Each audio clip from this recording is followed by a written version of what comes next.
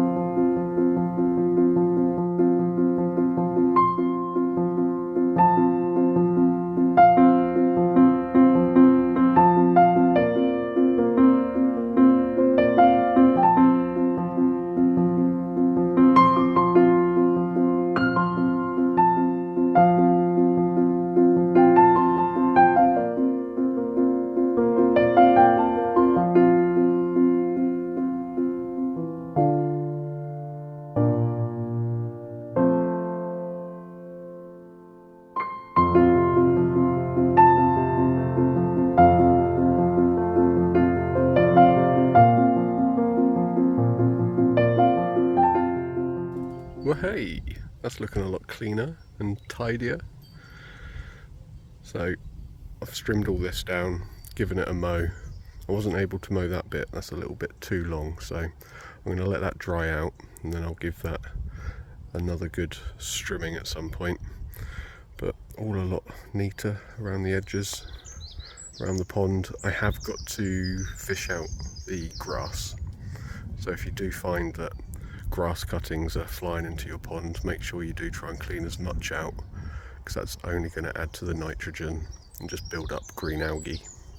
So important job to do to keep your pond nice and fresh. But yeah, looking a lot tidier down here. I really like it when this path is freshly cut. It just really makes the allotment. So I've had quite good germination on the sweet corn this year. Now there are a few gaps though, so I have brought some plug plants, which I'm just going to fill in today. I have got 2 sweet corn growing in some of the holes because I did sow 2 seeds just in case one didn't germinate. So I will go round and just start plucking out the weaker seedling so that the taller one has got a little bit more room to grow. So we'll get that job done today. And I'm thinking that I'm also going to plant out my tomatoes in that far bed there and my peppers. I've looked at the forecast and we're looking at 8 degrees and above. So that should be absolutely fine. So this bed should soon be looking like a jungle once those sweet corn do finally take off. And these healthy looking chaps are what I'm going to fill the gaps in with. I might have too many, so I might have to do another little block somewhere. But I got these from the car boot. Now one thing that they don't like is their roots being disturbed, so I've got to go really careful when taking these out. Like that one, I don't know if that's going to do well anyway, because it's pretty rickety. So, but most of them look very healthy, so we'll get them out, see what the roots are like, and it's definitely worth a go. I wouldn't normally recommend putting them in such small trays. They do like a nice root train, so if you've got root trainers they would be ideal. But we'll fill in the gaps. Let's get them in.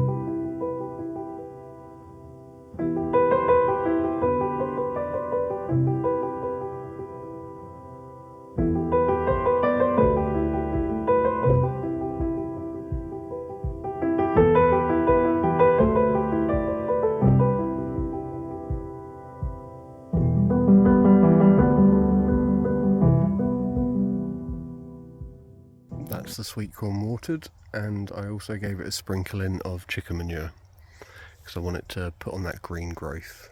So when you want green growth, it's nitrogen that you need, and chicken manure pellets are full of nitrogen, so it's perfect for this time of year for the sweet corn. And then at the back here, I'm now going to weed this bed, and we're going to get our outdoor tomatoes, peppers, chilies, and maybe a cucumber or two. So let's clean this bed out and get it ready for some actual crops.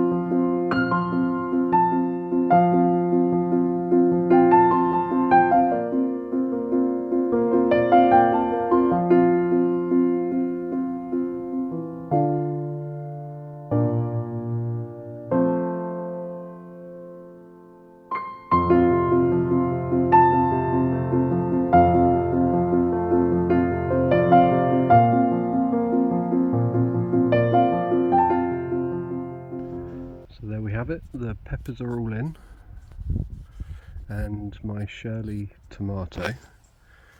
Now I have buried that probably 2 inches deeper than what it was in the pot, just so that it grows a better root system on it. Not only will that anchor the plant out here, but it just increases the nutrients that it can take from the soil. So I've got a few peppers in here. I do find that peppers work better when they're planted in a grid, similar to sweet corn. Not necessarily for the pollination, but just so that they don't all knock over in the wind. But they might need a little staking later on in the year. But they're out and they can really start to grow now. One thing I didn't mention is don't plant them too deep like you would a tomato. Bury them near enough the same level as what they are in the pots of your peppers, They can go a little deeper. I have seen the roots come from the bottom of the stems, but try not to bury them too deep because they might just rot off. So I've got a few gaps around in the garden, so what I'm going to do is I'm going to plant out my tomatoes. Now I do this every year, so I don't plant all of my tomatoes in one block, outside anyway, and that's because of blight. So if one plant gets it, it's likely that the rest of them will get it as well. So what I do is I dot my tomatoes all around the plot and not too close to one another, so that if the dreaded blight does appear, it's not going to affect all of them in one go. So I'm just digging a really deep hole now so that we can plant one of the tomatoes. And like I said before, even if you've got a really strong sturdy plant, don't forget to plant it deeper than it is in the pot, especially if you're planting them outside, because they need that strong anchorage. So we'll pop this little guy in here, and we'll also put the bamboo cane in for it to grow up as its support now, rather than when the roots start to grow out, so you don't damage them. So we'll just cover this little guy up like that, and then we'll give him a good watering in.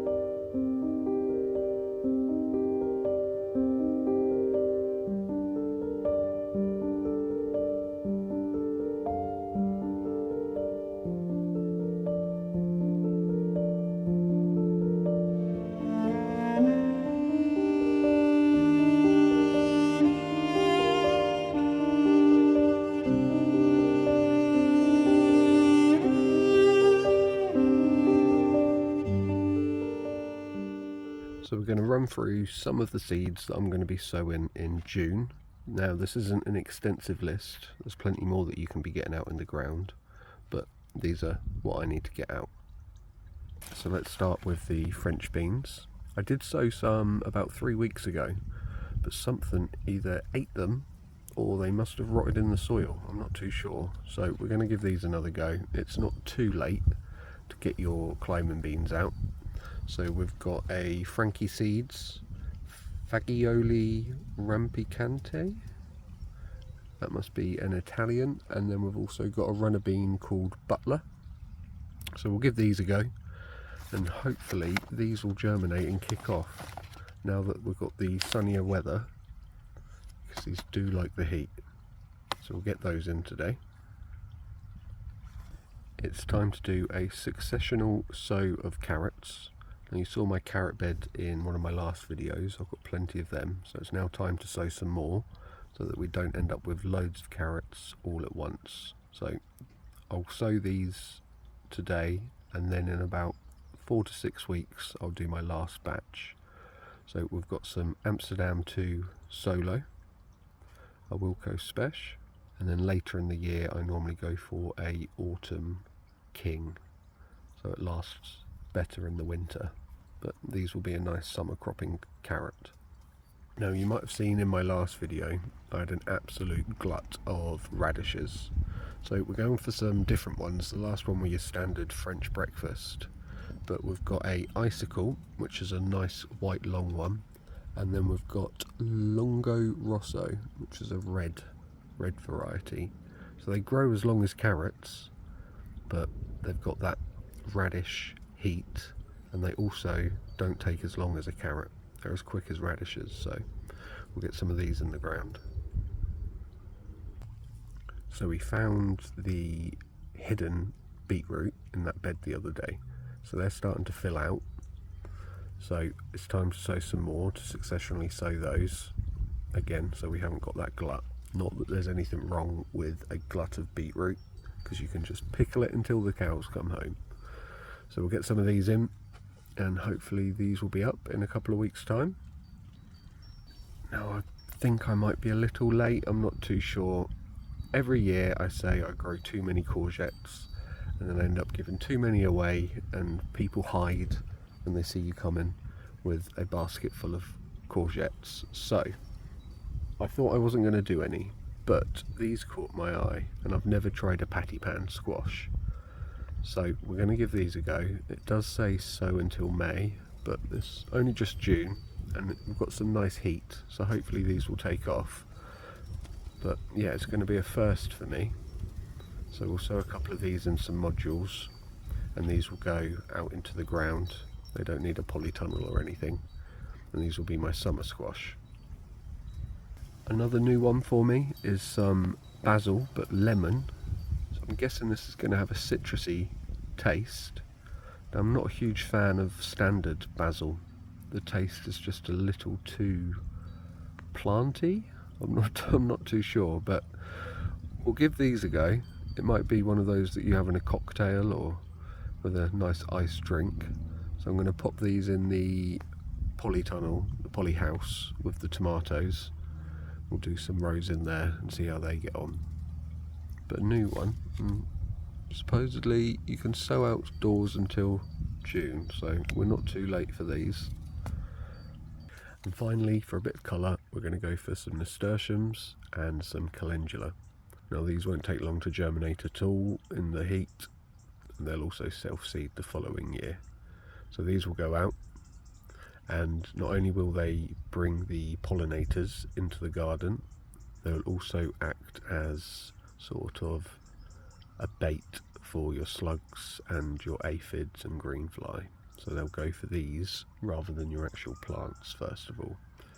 So the nasturtiums, they'll go at the bottom of the bean poles, and the calendula, they'll just be dotted around in some of the little beds, just so we've got some pops of colour and some places for the pollinators to come into.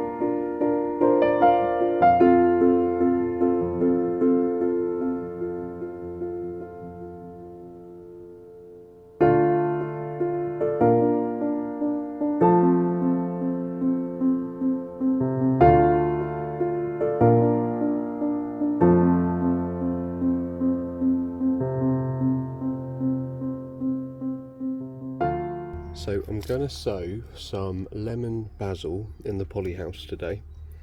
They do say growing basil with your tomatoes improves the flavour. Now I don't know whether lemon basil does the same, but all I'm going to do is just make a few little drills in the soil like this, not all the way along, just little patches, not too deep because I think the seeds are quite small. And then we're just going to sprinkle just a couple in, well, more than a couple, but just sprinkle them in. Don't let them land too close because you want them to have plenty of room to germinate. So we're just going to do them in small little batches, just like this. Then we'll cover these up.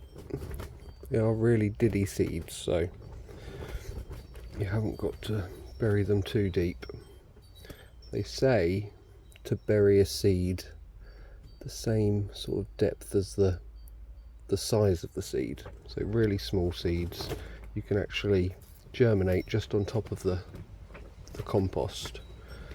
But these, there we go, will just be just under there. We'll just do a couple of more patches along.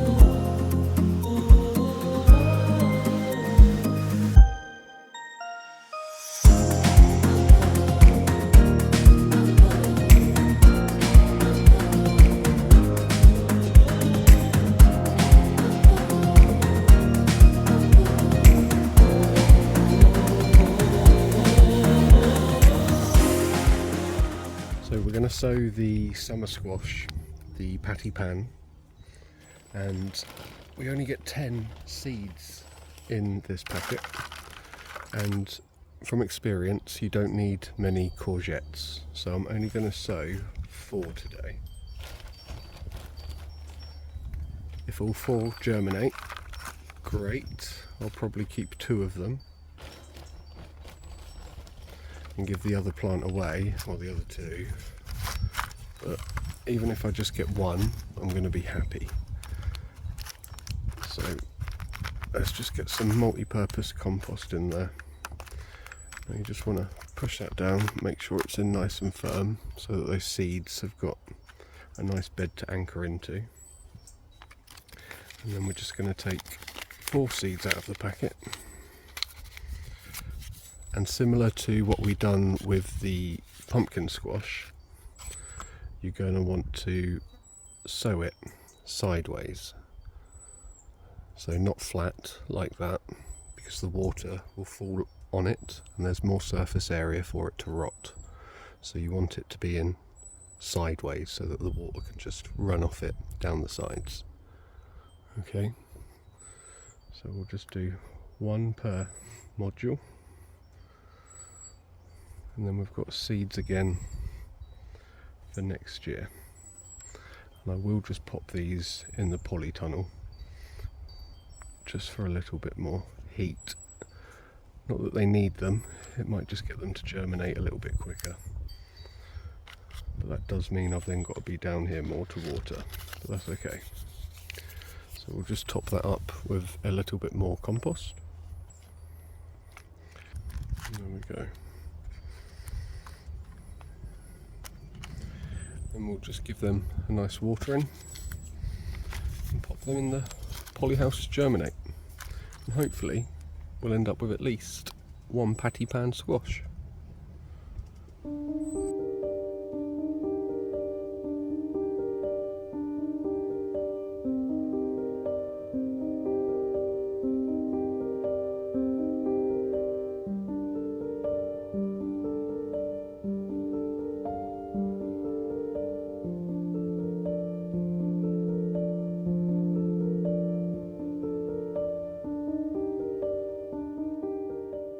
That's all we've got time for today, folks. Thanks for joining me again down the plot. We've had a stunning weekend and summer is certainly on the way. Don't forget to subscribe, like, comment and all that good stuff. And I'll see you again for another weekend down the plot. Take care, guys. See you soon. Bye bye.